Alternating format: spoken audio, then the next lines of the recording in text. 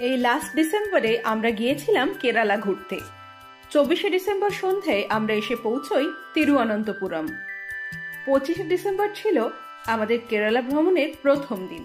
এদিন সকাল সকাল বেরিয়ে সোজা পৌঁছে যাই জটায়ু আর্ট সেন্টারে। এই জায়গাটা ছিল আমাদের ড্রিম ডেস্টিনেশনের অন্যতম।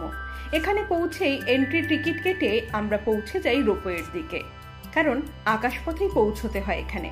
এর অবস্থান কেরালার কোল্লাম জেলার চাদায়ামঙ্গল টিলার উপর। এই জটায়ু আর্ট সেন্টারেই রয়েছে বিশ্বের বৃহত্তম পাখির ভাস্কর্য। এই জায়গাটা ঠিক কেমন দেখতে জানতে নজর রাখুন আমাদের পরবর্তী ভিডিওতে। আর ভ্রমণের নানান ভিডিও দেখতে চলো লেটস গো ইউটিউব চ্যানেলটি সাবস্ক্রাইব করে আমাদের পাশে থাকুন। ধন্যবাদ।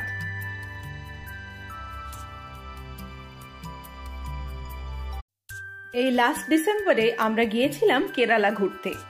24শে ডিসেম্বর সন্ধ্যায় আমরা এসে পৌঁছই তিরুঅনন্তপুরম।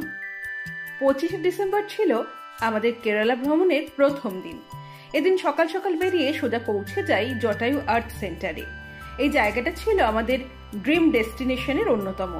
এখানে পৌঁছেই এন্ট্রি টিকিট কেটে আমরা পৌঁছে যাই রোপওয়ের দিকে, কারণ আকাশপথেই পৌঁছতে হয় এখানে।